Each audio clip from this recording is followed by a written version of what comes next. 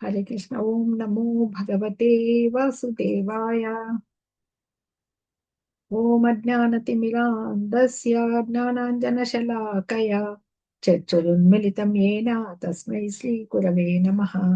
श्रीचैतन्यमनोभीष्टं स्थापितं येन भूतले स्वयं रूपः कदा मह्यं ददाति स्वपदान्तिकम्। नमो विष्णुपादाय कृष्णप्रेष्ठाय भूतले श्रीमते भक्तिवेदान्त स्वामिनिति नामिने। नामस्ते सारस्वती देवे गौरवाणी प्रचारिणे निर्विशेष शून्यवादी पाश्चात्य देशतारिणे। वन्देऽहं श्रीगुरो श्रीयुता पदकमलं श्रीगुरून् वैष्णवांश्च श्रीरूपं साग्रजातं सहगण रघुनाथान्वितं तं सजीवं साद्वैतं सावधूतं परिजनसहितं कृष्ण चैतन्यदेवं श्रीराधा कृष्ण पादान् सहगण ललिता श्री विशाखान्वितांश्च। हे कृष्ण करुणा सिन्धु दीनबन्धो जगत्पते गोपेश गोपिका कान्ता राधा कान्त नमोऽस्तुते। तप्त काञ्चन गौराङ्गी राधे वृन्दावनेश्वरी वृषभानुसुते देवी प्रणमामि हरिप्रिये। वाञ्छाकल्पतरुभ्यश्च कृपा सिन्धुभ्य एव च पतितानां पावनेभ्यो वैष्णवेभ्यो नमो नमः। जय श्री कृष्ण चैतन्य प्रभु नित्यानंद श्री अद्वैत गदाधरा श्रीवासादि गौर भक्त वृंदा। हरे कृष्णा कृष्ण कृष्णा हरे हरे हरे रामा राम राम हरे हरे हरे कृष्णा कृष्ण कृष्णा हरे हरे हरे राम राम राम हरे हरे हरे कृष्णा कृष्ण कृष्णा हरे हरे हरे राम राम राम हरे हरे। భక్తులందరికీ స్వాగతం అండి.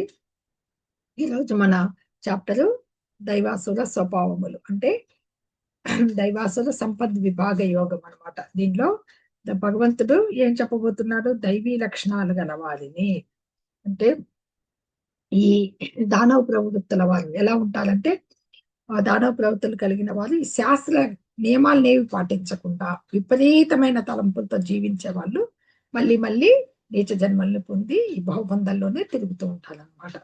కానీ దైవీ గుణాలను కలిగి ఉండి ఈ శాస్త్ర ప్రమాణాలకు కట్టుబడి నియమితం అయిన చక్కటి జీవితం గడిపే వారు ఆధ్యాత్మికత్వంలో పురోగతి అంటే పూర్ణత్వాన్ని పొందేదానికి వాళ్ళు అర్హులవుతారన్నమాట.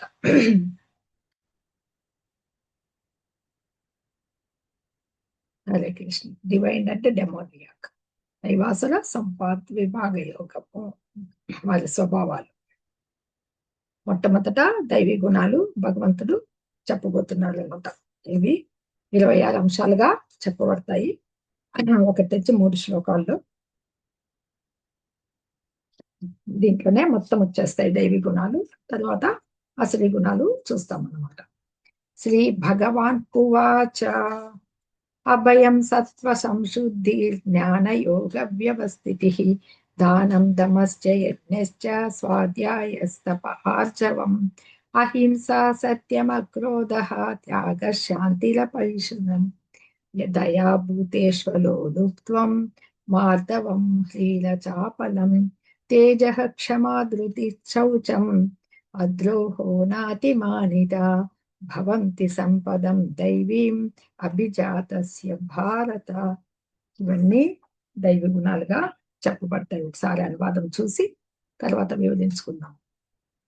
శ్రీకృష్ణ భగవానుడు పలికెను: ఓ భర్తవంశీయుడా, నిర్భయత్వము, చిత్తశుద్ధి, ఆధ్యాత్మిక జ్ఞాన సాధన, దానము, ఇంద్రియ నిగ్రహము, యజ్ఞాచరణము, వేద పఠనము, తపస్సు, సరళ స్వభావము, అహింస, సత్యము, కోపం లేకపోవడము, త్యాగము, శాంతి, చాడులు చెప్పకపోవడం, సకల జీవుల పట్ల దయా సుఖాలు వాంఛించకపోవడం, మృదుత్వము, లోక విరుద్ధమైన మరియు శాస్త్ర విరుద్ధమైన కర్మాచరణ యందు సిగ్గు కలిగి ఉండుట, దృఢ నిశ్చయం, తేజస్సు, ఓర్పు, ధైర్యము, శుచిత్వము, ద్రోహం చేయకపోవడం, గౌరవాంచలేకపోవడం, ఇవి దైవీ సంపద కలిగిన వారి లక్షణాలు.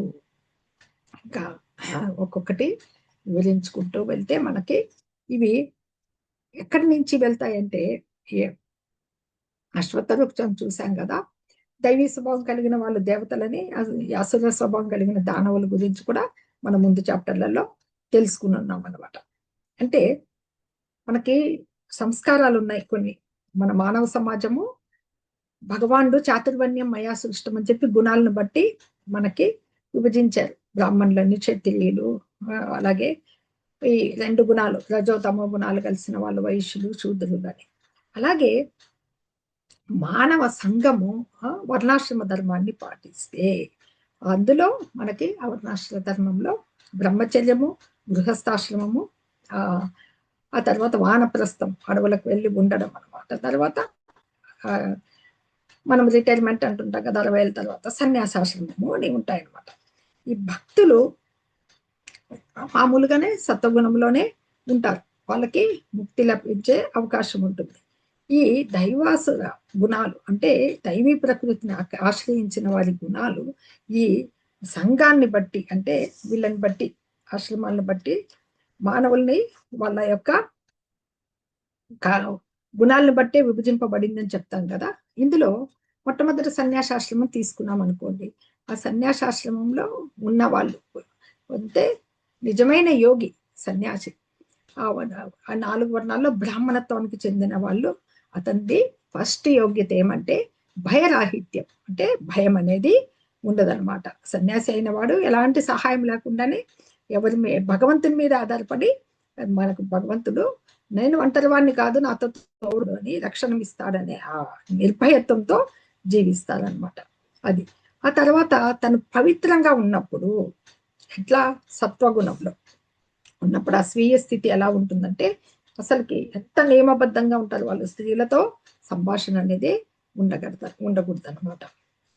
ఆ తర్వాత సంశుద్ధి, అది సత్వ సంశుద్ధి. జ్ఞానయోగ వ్యవస్థితి, అది ఆధ్యాత్మిక జ్ఞాన సముపార్జన ఉండాలి. ఇప్పుడు ఒక సన్యాసి అయిన వాడు నిప్పు రాజేయుడు, ఎవరైనా భిక్ష పెడితే స్వీకరిస్తాడు. ఊరికే వాళ్ళకేమిస్తాడు, బదులుగా జ్ఞాన భిక్ష పెడతాడు. ఒక గృహస్థ ఇంటికి వెళ్ళి వారికి జ్ఞానబోధ, ఆధ్యాత్మిక జ్ఞానం బోధించి వారు ఇచ్చిన అట్లనే భిక్షగాడు కాదనమాట, అది భిక్ష స్వీకరిస్తారనమాట. లేదంటే అలాగే ఉంటారనమాట గృహస్థులను కలిసి.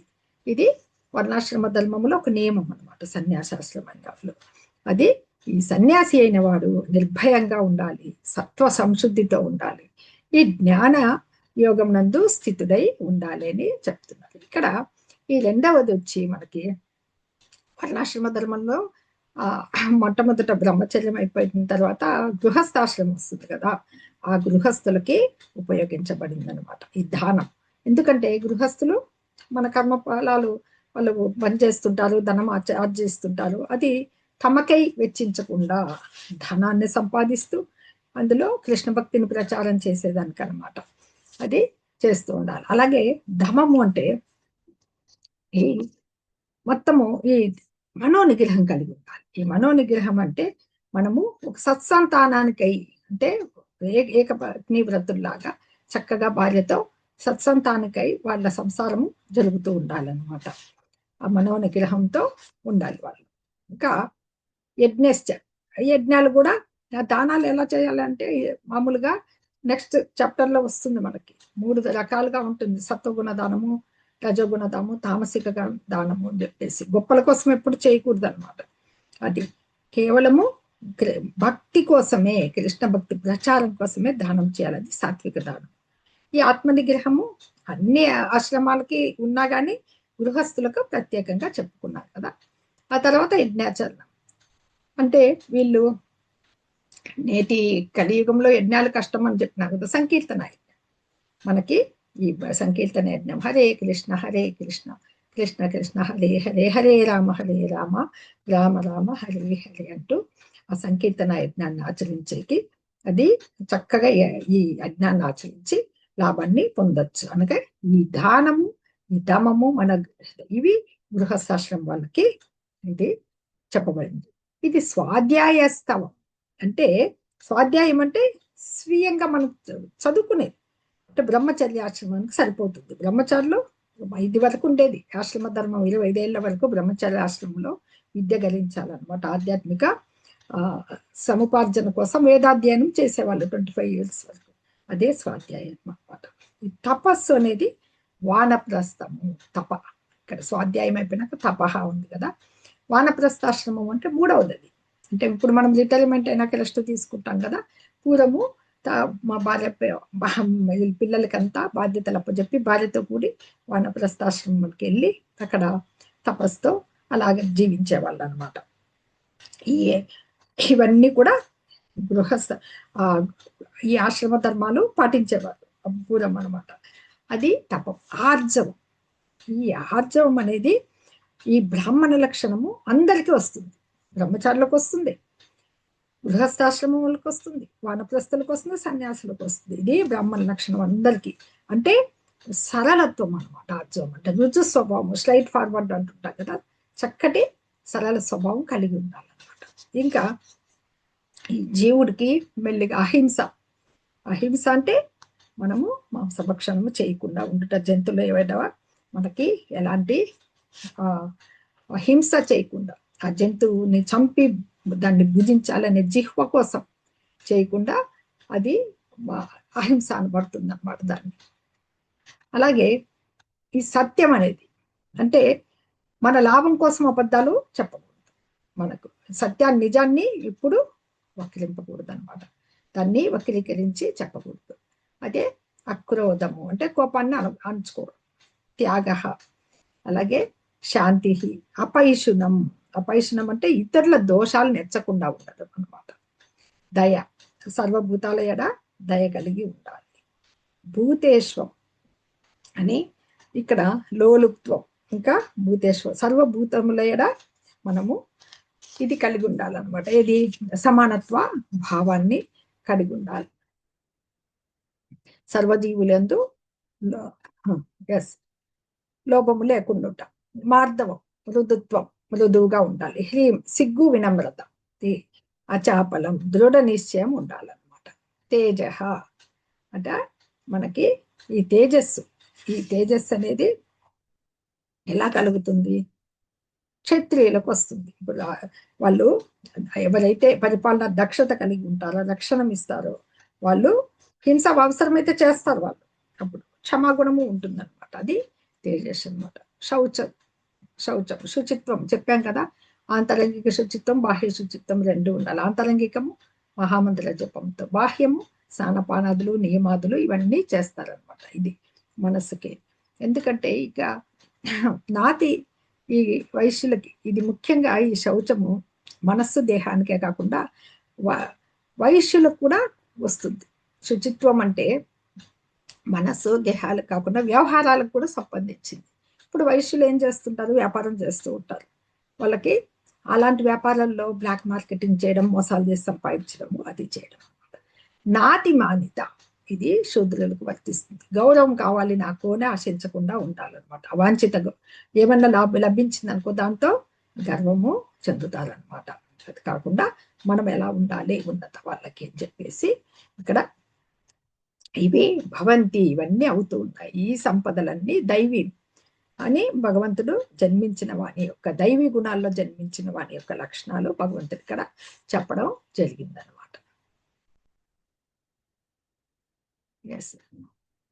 ఇప్పుడు అసురు లక్షణాలకు వచ్చేస్తున్నాం. అంటే దానవ స్వభావం గల లక్షణాలు. దంభో దర్భో విమానశ్చ క్రోధ పారుష్యమేవచ అజ్ఞానం చ విజాతస్య పార్థ సంపదమాసురిం. ఓ పార్థ, గర్వము, పొగరు, దురహంకారము, క్రోధము, మొరటుతనము మరియు అజ్ఞానం అనేవి అసురి స్వభావం గలవాని గుణాలు. భగవంతుడు ఎంతమందో అసురులని సంహరించాడు. కంసుడు, శిశుపాలుడు వీళ్ళంతా కూడా అసురులే. దంతవక్తులు వీళ్ళందరూ కూడా. అలాగే ఈ కాళీయుడు అనే, కాళీ మద్దను ఇక్కడ చూపిస్తున్నారు. కాళీయుడు అనే సర్పం కాలి మడుగులో, యమునాన్ మడుగులో చేరి చాలా కల్లోలం చేసి విషపూరితం చేసేసి, పైగా అహంకారం. భగవంతుడు ఎంత అహంకారాన్ని చేస్తాడు కదా. కాళీమర్దనం చేసి తర్వాత సముద్రంలోకి వెళ్ళిపోమని చెప్తాడనమాట. అట్లా ఇవన్నీ గర్వము, పొగరు, దురహంకారము, క్రోధము, మొరటితనము ఇవన్నీ అసూయ లక్షణాలు అనమాట. ఇవంతా కూడా నరకానికి మార్గాలు అనమాట.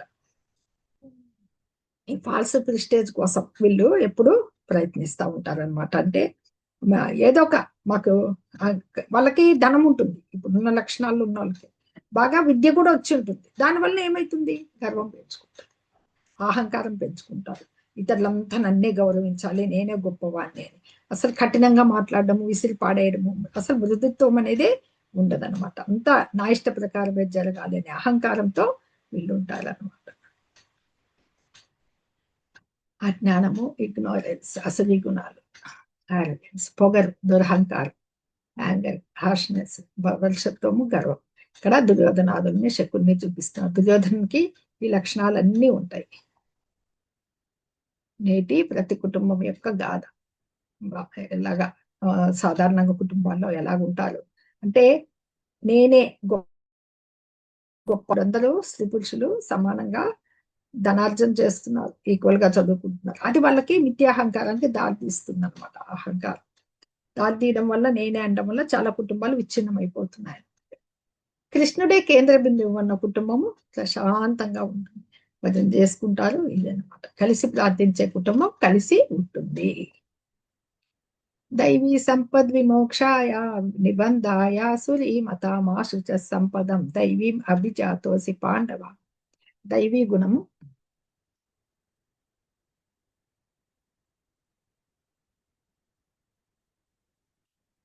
గుణములు మోక్షము దిశగా తీసుకువెళ్తాయి. కానీ అసలీ గుణములు బంధనములో చిక్కుకుపోయి ఉండడానికి కారణమవుతాయి.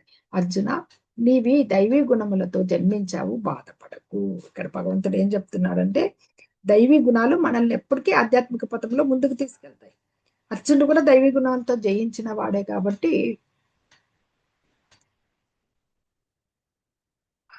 జన్మించినందుకు కాబట్టి శోకించద్దు నీవు అని భగవంతుడు చెప్తున్నాడు. ఎందుకు, అతనికి అసలీ గుణాలు లేవు కాబట్టి, దైవీ గుణాలతో ఉన్నాడు కాబట్టి బంధుమిత్రులను సంహరించాల్సి వస్తుంది అనే చింతనకు లోనయ్యాడు. అది కరుణా సముద్రులకే అది వచ్చేది. క్షత్రియునిగా ధర్మం కాకపోవచ్చు, విద్యుక్త ధర్మం నిర్వర్తించాలి, క్షత్రియుడిగా అతని బేలతనం చూపించకూడదు. కానీ మనసులో ఉండే ఆ కరుణ అనేది, ఆ భక్తి అనేది, ఆ బంధుమిత్రులను ముఖ్యంగా గురువులను పూజించాలనే భావనలన్నీ దైవీ గుణాలు అనమాట. నీవు కూడా మోక్ష మార్గానికి వస్తావు అని చెప్పేసి భగవంతుడు చెప్తున్నాడు అనమాట. ద్వౌ పూత సర్గౌ లోకేస్మిన్ దైవ ఆసుర ఏవ చ దైవో విస్తరశ ప్రోక్త ఆసురం పార్థ మే శృణు. ఓ అర్జున, ఈ లోకంలో ప్రాణుల సృష్టి దైవీ స్వభావము, ఆసురీ స్వభావము కలిగిన వారని రెండు రకాలు ఉంటారు. ప్రాణుల సృష్టి దైవీ స్వభావము, ఆసురీ స్వభావం కలిగిన వారని రెండు రకాలు. దైవ సంపద గురించి వివరంగా ఇదివరకే చెప్పాను. ఇక ఆసుర సంపద గురించి చెప్తాను. 26 అంశాలుగా భగవంతుడు దైవీ గుణాలు చెప్పారు మొట్టమొదటి శ్లోకంలోనే. ఇప్పుడు వీళ్ళని విభజించి చెప్తున్నారు, ఆసురీ గుణాల వాళ్ళు ఎలా ఉంటారు అని చెప్పేసి చెప్తున్నారు అనమాట. నియమబద్ధమైన జీవితం కలిపిన వాళ్ళు, శాస్త్రాలకు కట్టుబడి ఉండే వాళ్ళే దైవీ గుణాలు. ఆసురీ గుణాల వాళ్ళు అసలు శాస్త్రీయ నియమాలే పాటించరు, వాళ్ళు విధి నియమాలు పాటించరు అనమాట. అది కానీ జన్మించింది ఎక్కడి నుంచి, వాళ్ళు ఒక ప్రజాపతి, బ్రహ్మదేవుడు ప్రజాపతిని సృష్టించాడు సృష్టి ముందుకు వెళ్ళాలని. అందులో కశ్యప ప్రజాపతి. ఆ కశ్యప ప్రజాపతికి దితి, అదితి. దితికి జన్మించిన వాళ్ళు దైత్యులు, అంటే రాక్షసులు, అసులు, దానవులు. అదితికి జన్మించిన వాళ్ళు ఆదిత్యులు, వాళ్ళు దైవీ గుణం గలవాళ్ళు అనమాట. మళ్ళీ తండ్రి ఒక్కడే. ఆ గుణాలు వారి నడుమ భేదం ఏంటి, ఒకళ్ళు వేద విధులు చేస్తారు, మరి ఒకళ్ళు వేద విధులు ఆచరించారు అన్నమాట. ప్రవృత్తించ నివృత్తించ జనాన విదురాసురాహ న శౌచం నాపి చాచారో న సత్యం తేషు విద్యతే. అసుర స్వభావం కలిగిన వాళ్లకు చేయదగ్గదేదో చేయకూడదేదో తెలియదు. వాళ్ళలో శుచిత్వం, సదాచారం, సత్యం గాని వారిలో కనిపించవు. ఇది ఆర్యులకు. అంటే ఆర్యులు అంటే వేద నాగరికత పాటించే వాళ్ళు ఆర్యులు అనే పదల వారు మనకి ఇప్పుడు మనకి మొట్టమొదటి అధ్యాయంలోనే చెప్పున్నారు అనమాట. ఆర్యులు ఆ వేద నియమాలు అస్సలు తెలియని వాళ్ళు ఎలా ఉంటుందంటే, ఇవి శుచిత్వం, మెయిన్ శుచిత్వం, బాహ్య శుచిత్వం ఉండదు. టయానికి లేవడము, స్నానం చేయడము, అవి ఇవి ఇవి కూడా వస్తాయి. హెయిర్ కటింగ్, క్షౌరం చేసుకోవడం, దంత దావనము, ఇలాంటివన్నీ కూడా చాలా నియమానుసారం లేకుండా చూస్తారనమాట. బాహ్యానికి శుచిగా ఉంచాలన్నమాట. అదేవిధంగా మన చిత్తాన్ని, మైండ్ని హరే కృష్ణ మహామంత్ర జపంతో శుచిగా ఉంచాలన్నమాట. ఇవి అవి ఈ అసురి స్వభావాల వాళ్ళు ఇవి కూడా ఆచరించాలన్నమాట. అసత్యమప్రతిష్టం తే జగదాహురనీశ్వరం అపరస్పర సంభూతం కిమన్యత్ కామహైతుకం. వారి జగత్తు అసత్యమని, ఆధారము అధిపతి లేనిదని అంటారు. మైదున కోరిక వలననే ఇది తయారైంది, కామము తప్ప సృష్టికి మరో కారణం లేదని వాదిస్తారు. ఈ వాదన అనేది జగత్తు వాళ్ళకి ఎలా ఉంటుంది, భ్రాంతి, వాళ్ళు నిర్ణయించేస్తారు భ్రాంతి. దీనికి అసలుకి నియామకుడే లేడు. అదంతా కదా జగత్తు, భౌతిక జగత్తు ఉద్భవించింది. ప్రయోజనం లేదు, కార్యకారణాలు లేదు, అంతా మిథ్య. ఈ భౌతిక చర్య ప్రతిచర్యల నుంచే ఇది ఏర్పడింది అని చెప్పేసి అనుకుంటాము. భగవంతుని చేత సృష్టింపబడింది. ఆత్మ ఉంది, అనాత్మ ఉంది, ఈ వ్యత్యాసం తెలీదు, పరమాత్మని గమనించరు. ఇది తెలియదు అనమాట వాళ్ళకి. ఇదంతా కూడా ఈ వైవిధ్యం గలంతా కేవలము స్త్రీ పురుషుల సంగమం నుంచి ఈ ప్రపంచము ముందుకు పోతా ఉంది. కామం తప్ప ఇంకొకటి లేదు అని చెప్తారు. కానీ భగవంతుడు మనకేం చెప్పాడు, మయ్యాధ్యక్షైన ప్రకృతి సూయతే సచరాచరం అనేసి, నా అధ్యక్షత ఎందే సమస్త జగత్తు నడుస్తుందని చెప్పున్నారు అనమాట భగవద్గీతలోనే. ఏతాం దృష్టిమవష్టభ్య నష్టాత్మనోల్పబుద్ధయః ప్రభవంతి ఉగ్రకర్మాణః క్షయాయ జగతో హితాః. ఇటువంటి దృక్పథంలో గట్టిగా ఉండి తప్పుబోదో పట్టిన జీవాత్మలు అల్పబుద్ధితో మరియు క్రూర కార్యములతో ప్రపంచానికి శత్రువులుగా మారి కీడు కలిగించేవి దారుణమైన పనులలో వాళ్ళు పాల్గొంటారు. జగద్ వినాశకరములైన ఘోర కర్మలలో వాళ్ళు నియుక్తులైతారు. అంటే వీళ్ళకి చెప్పాం కదా, ఏది కూడా ఒప్పుకోరని చెప్పేసి.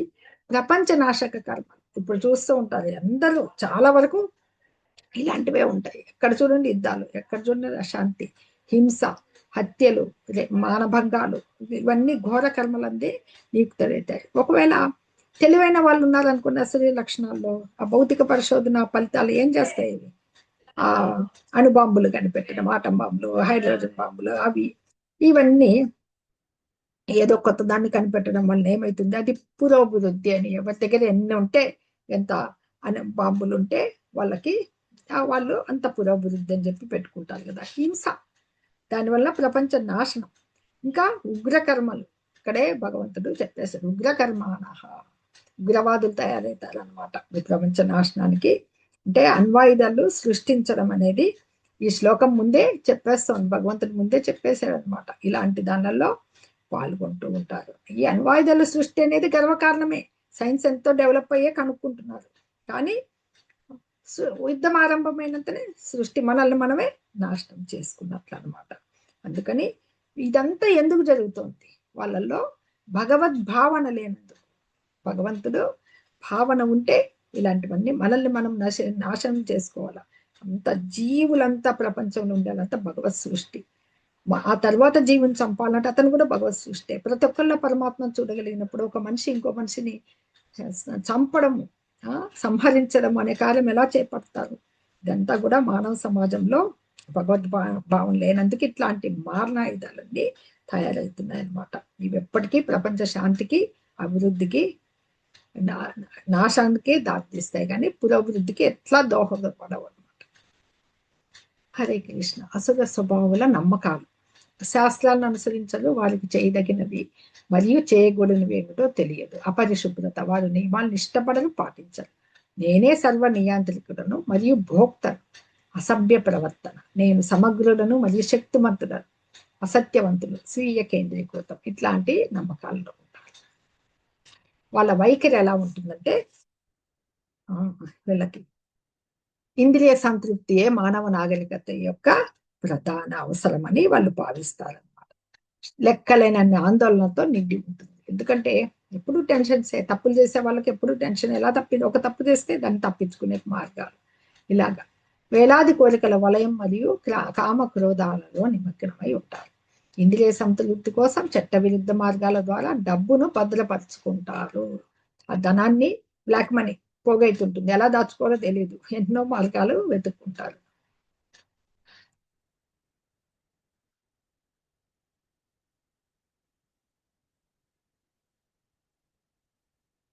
ఇక్కడ కొందరి అసురులని చూపిస్తున్నారు చూడండి. హరే కృష్ణ. ఇక్కడ ఎవరు?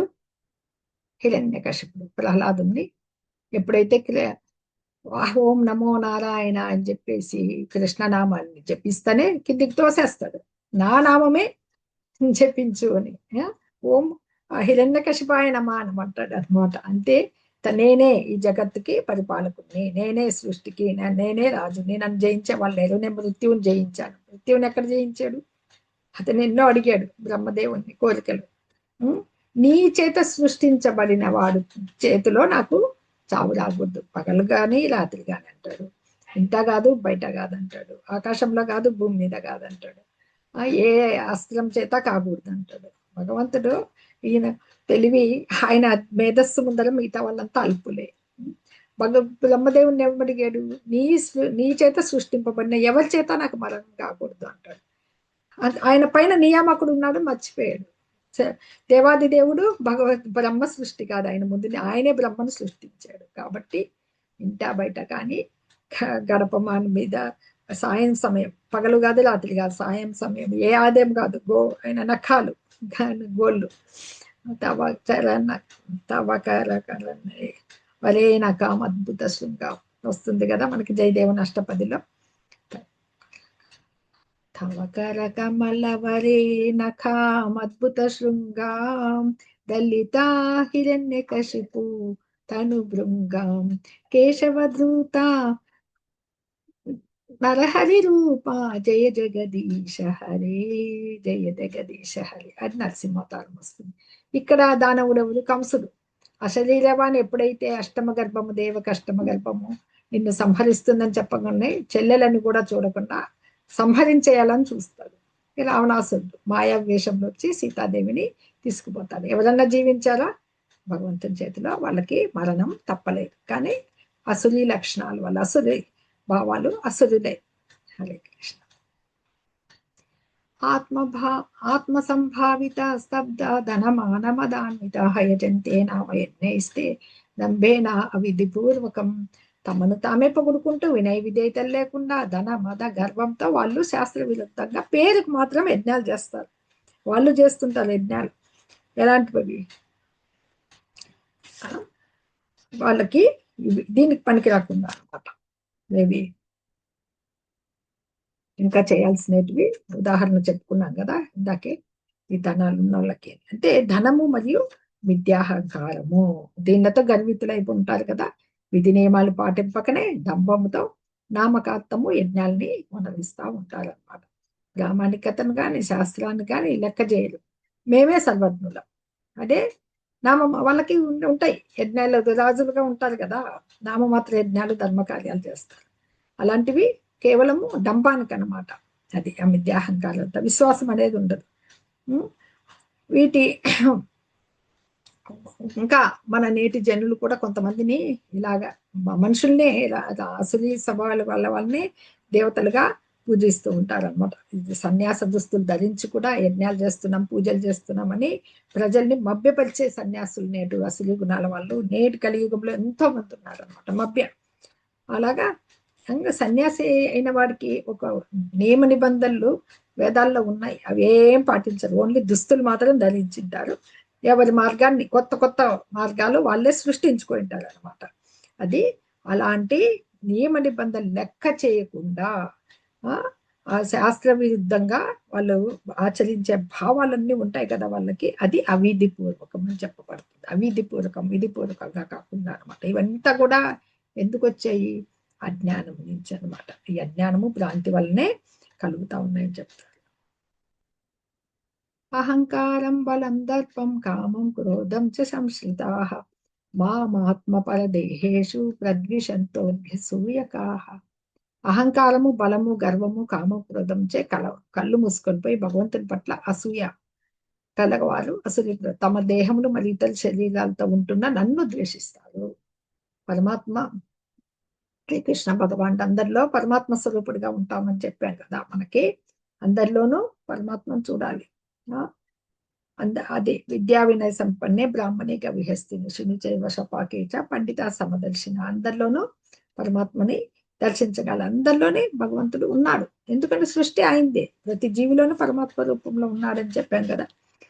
ఆయన వీళ్ళు వ్యతిరేకిస్తారు కాబట్టి ఆయన దేవాది దేవుడు అని చెప్పేసి ఆ శాస్త్రాలని నమ్మరు కాబట్టి వీళ్ళకి అసూయ దేవుడు అంటే. మనం ఇంతకు ముందే చెప్పుకున్నాం ఎన్నిసార్లు ఎక్కడ విష్ణువు ఎక్కడ నాకు చూపిస్తావా, ఏది విష్ణువు ఎక్కడ ఎక్కడ అసూయతో. ఎవరు హిరణ్యకశిపుడు ప్రహ్లాదుని చూపించమంటాడు, దాంట్లో చూస్తాడు స్తంభంలో. అలాగే కంసుడు ఆయన పుట్టినప్పటి నుంచి ఇంకా మృత్యువునే ఆహ్వానిస్తూ ఉంటాడు. ఎప్పుడు వస్తాడో కృష్ణుడు, ఎప్పుడు చంపుతాడో ఎప్పుడు అనే అసూయ. అది అలాంటి రంగ శిశుపాలుడు కూడా అలాంటి వాడు. అది అతని ఇక తను ఎలాగా ప్రవర్తనకి ఏంటి, అతను కూడా కొంత గౌరవం ఉంటుంది కదా ఒక రాజుగా కూడా. హిరణ్యకశిపుడు రాజుగానే ఉంటాడు, కంసుడు రాజుగానే ఉంటాడు.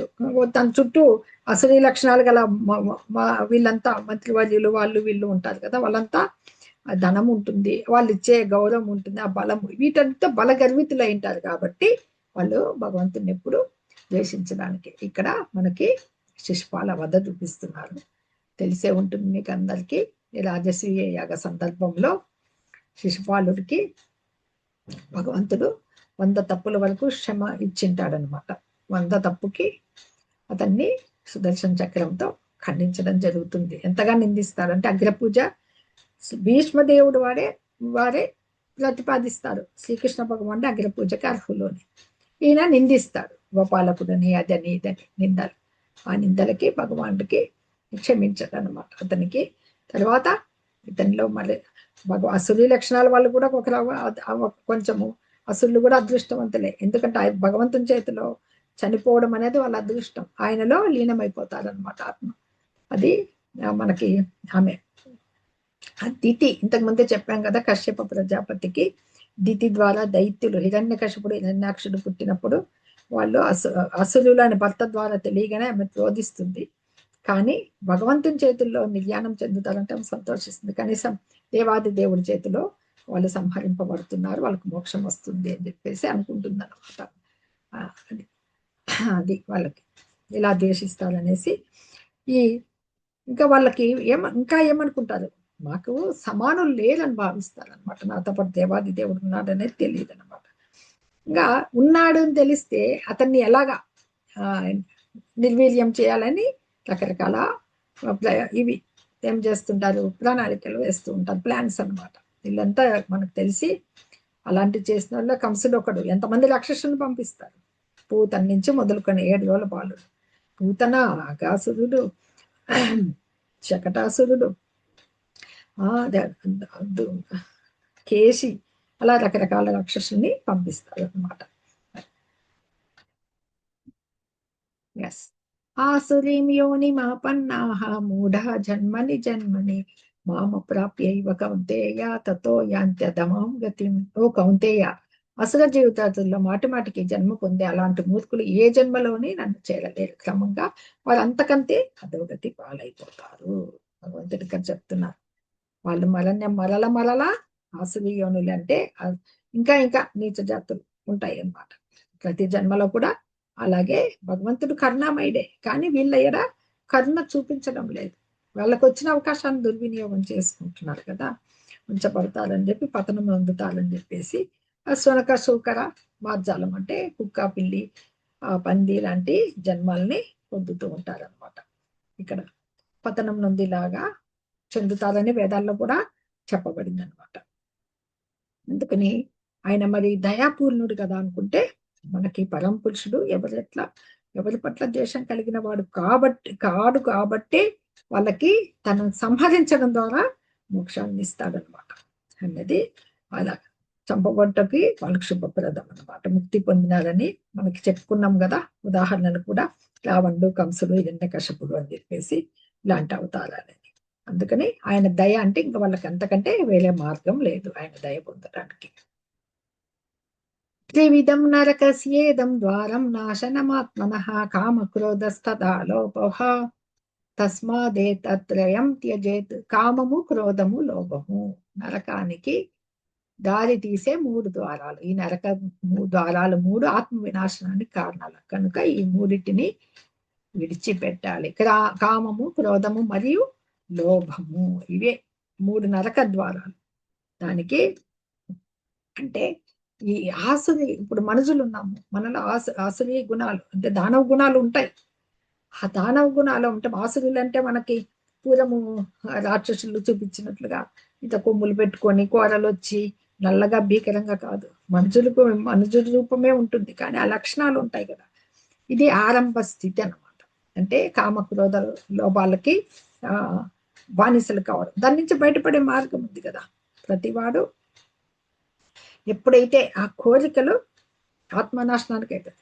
కోరిక అనేది తీరకపోతే మనకు 2వ అధ్యాయంలో కూడా వస్తుంది, క్రోధాద్భవతి సమ్మోహ సమ్మోహ స్మృతి విభ్రమ అని. కామయేష క్రోధ ఏష 3వ అధ్యాయంలో 37వ శ్లోకం. రజోగుణ సముద్భవ. ఆ కోరిక తీరకపోతే, అది విఫలమైపోతే ఆ వెంటనే కోపం వస్తుంది అనమాట. అది ఆ లోభం. అది ఇవి అందుకని ఆ 3 గుణాల వలన నీవు పతనం అయ్యేదానికి, ఆత్మ వినాశానికి ఉంటాయి. కాబట్టి ఈ 3 మనకి శత్రువు. ఇప్పటికీ శత్రువులను దూరం పెట్టాలి కదా. మనకు ఆధ్యాత్మిక మార్గంలో వెళ్ళాలంటే ఈ 3 శత్రువుల్ని జయించాలన్నమాట. ఎస్, ఇక్కడ మనకి మహాభారతమే ఉదాహరణగా చూపిస్తున్నారు. ఇక్కడ ఈ 3 గుణాలకి లోనైన వాళ్ళకి కామము, కోపము, లోభం అంటే దురాశ. ఇక్కడ కామము ఆ ప్రవృత్తితోనే ఈమెని అవమానించేదానికి చూస్తారు. సోదరుని భార్య అయినా కానీ ద్రౌపది దేవి వస్త్రాపహరణం చేయాలని చేస్తారు, కానీ ఆమె సాక్షాత్తు శ్రీకృష్ణ భగవాన్ని భక్తురాలు కాబట్టి భగవంతుడు ఆమెని కాపాడుతారు. Lust towards Draupadi, anger towards Pandavas. ఇక్కడ భీముడు దుర్యోధనుడు యుద్ధం చేస్తున్నారు. ఎప్పుడు ఆ క్రోధం, ఎప్పుడు అంత క్రోధం ఉంటుంది దుర్యోధనునికి పాండవుల మీద అన్నమాట, ముఖ్యంగా భీముని మీద. ఆ గదా యుద్ధంలో తొడలు విరగొట్టబడి అతను నాశనం అవుతాడు అనమాట. దురాశ, greed towards the Kingdom of Hastinapuram. Mahabharata యుద్ధం ఎందుకు జరిగింది? హస్తినాపురం సామ్రాజ్యం కోసం. కేవలము వాళ్ళు జ్ఞాతులు అంటే దాయాదులు. పాండురాజు, ధృతరాష్ట్రుడు అన్నదమ్ములు, వాళ్ళదే రాజ్యం అసలుకి. ఎందుకంటే పాండురాజే అతనికి న్యాయంగా రాజు. అతను కొన్ని కారణాల వల్ల వెళ్తాడు, కానీ అది ధర్మరాజుకే చెందాలి. కానీ ధృతరాష్ట్రుడు నామక రాజుగా ఉంటాడు, ఉండి తన పుత్రులకే చెందాలనే స్వార్థం. ఇది ఈ దురాశ అనేది మహాభారత యుద్ధానికి దారితీస్తుంది అనమాట. ఇవ్వడానికి ఇచ్చగించరు కదా వాళ్ళు. ఏతైర్విముక్త కౌంతేయ తమో ద్వారైత్రిభిర్నరః ఆచరత్యాత్మన శ్రేయః తతో యాతి పరాం గతిం. ఏతైర్విముక్త కౌంతేయ, ఈ 3 దుర్గుణాలు ఇప్పుడు పైన చెప్పబడ్డాం కదా, కామక్రోధ లోభాలు. ఓ కౌంతేయ, వీటి నుండి విముక్త విడిపడిన వారే కౌంతేయ ఓ అర్జున, తమో ద్వారై అజ్ఞాన ద్వారముల నుండి, త్రిభిః 3 విధములైన నరః ఆచరతి చేయును. ఓ కుంతి పుత్ర కౌంతేయ, ఈ 3 దుర్గుణాలను వదిలివేసిన వాడు ఆత్మానుభూతికి అనుకూలమైన కార్యాలను చేస్తూ ఆ విధంగా క్రమంగా పరమపదాన్ని పొందును. ఆచరత్యాత్మన శ్రేయ, అది చెప్తున్నారు అనమాట. హితమైన, ఇవి ఆత్మ కొరకు హితమైన కార్యాలు చేస్తూ అనమాట, ఆచరిస్తూ ఈ ఆత్మానుభూతికి అనుకూలమైన కార్యాలు చేస్తూ క్రమముగా పరమపదాన్ని, పరమగతిని పొందగలుగుతాడు అనమాట. ఈ 3 మానవ శత్రువులు ఉన్నాయి కదా, కామము, క్రోధము, లోభము. ఈ 3 శత్రువులు జాగ్రత్తగా ఉండాలి, అవి మనల్ని కబలించేస్తాయి. అందుకని ఈ విధి నియమాల్ని నిష్టగా పాటించాలంటే వీటిని వదిలించుకోవాలి ముందు. తర్వాత కృష్ణ భక్తి భావన ద్వారా పవిత్రుడయ్యేదానికి అన్ని కూడా నియమ నిబంధనలతో చేస్తూ ఉంటే, ఇవన్నీ ముఖ్యంగా 3 త్యజిస్తేనే అనమాట అంత విధానము ఆధారపడింది. తర్వాత ఈ త్రిగుణాలని త్యజించడం అనే పద్ధతిని అనుసరించడం ద్వారా మెల్లిగా ఆత్మానుభవంలో ముందుకెళ్ళిపోతారు అనమాట. అది పూర్ణత్వం రావాలంటే భక్తియుత సేవలో నిమగ్నం అయిపోవాలి. భక్తి యోగంలో ఇదే ముక్త స్థితి అనమాట. అందుకే అసలు వైదిక విధానాల్లో ఈ 4 ఆశ్రమాలు ఎందుకు చెప్పాయంటే, ఈ అత్యున్నత స్థాయిని ఎదగడానికి బ్రహ్మచర్యము, గృహస్థాశ్రమం చాలా చాలా ముఖ్యమైనది. దాని తర్వాత వానప్రస్థము. ఇవి ఇప్పుడు ఆచరించడం లేదు, కానీ ఎంతో ముందు చూపుతో ఆలోచించి వేద నాగరికత పెట్టిందనమాట.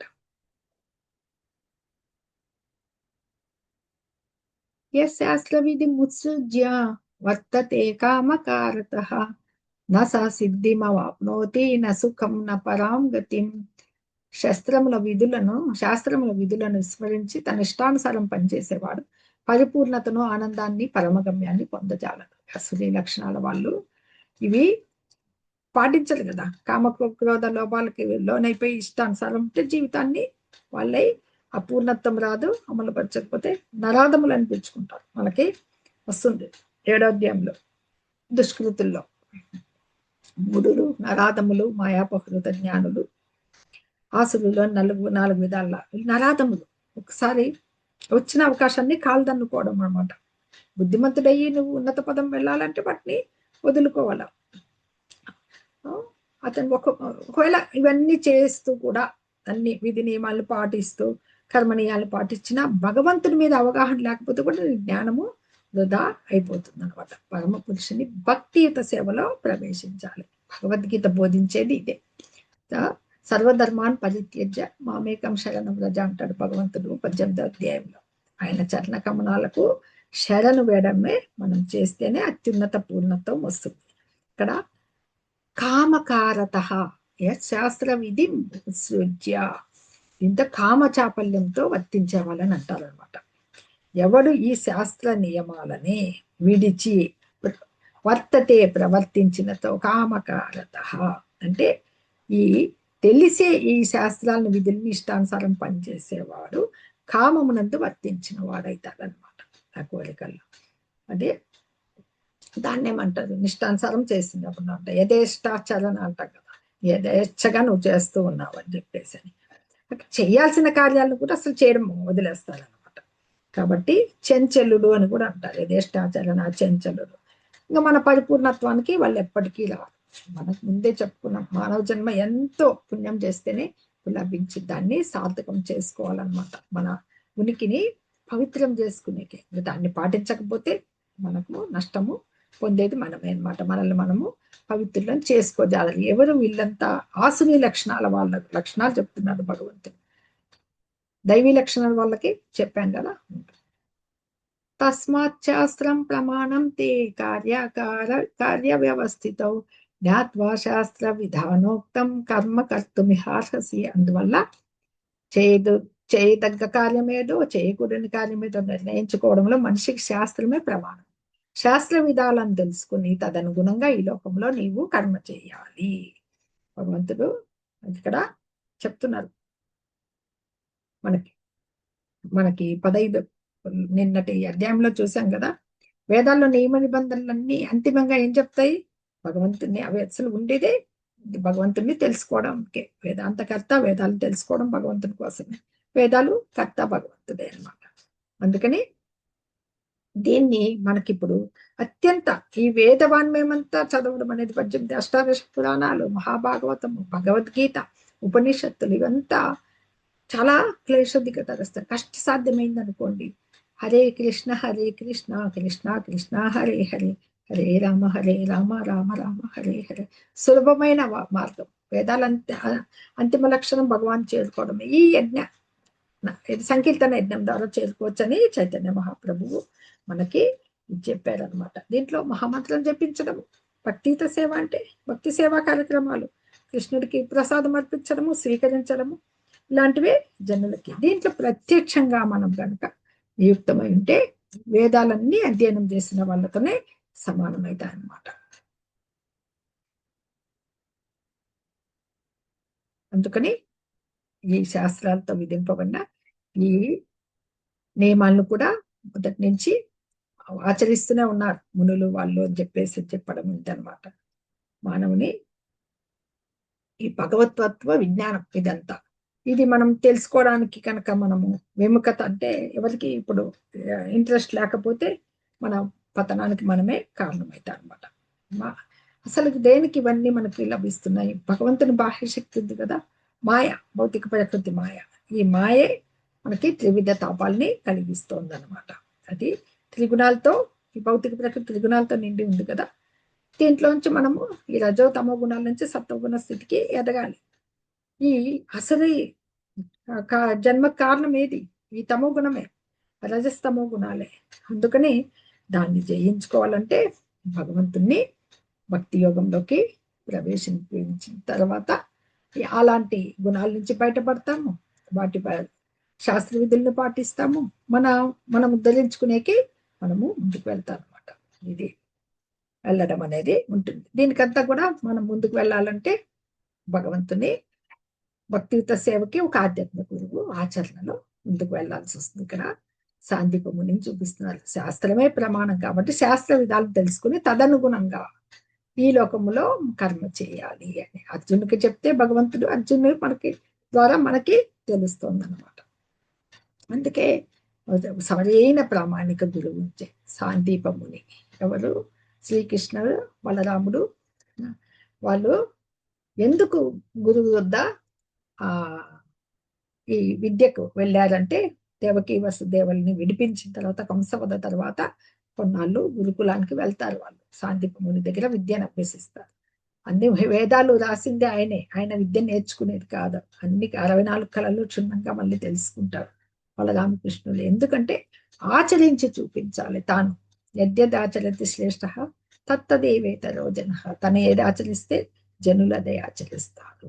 అంటే తను గురుకులానికి వెళ్ళి భగవంతుడే సాక్షాత్తు అన్ని తెలిసిన భగవంతుడే, ఆయనే వేదాలు రచించింది, ఆయనే వెళ్ళి గురుకులాన్ని చదువుకున్నారు. కాబట్టి ప్రతి ఒక్కళ్ళు అలాగా శాస్త్ర నియమ నిబంధనల్ని తెలుసుకునేదానికి చక్కగా విద్య గడిపి అజ్ఞానాన్ని తొలగించుకునేదానికి ప్రామాణిక గురువుని ఆశ్రయించాలి అని చెప్తున్నారు.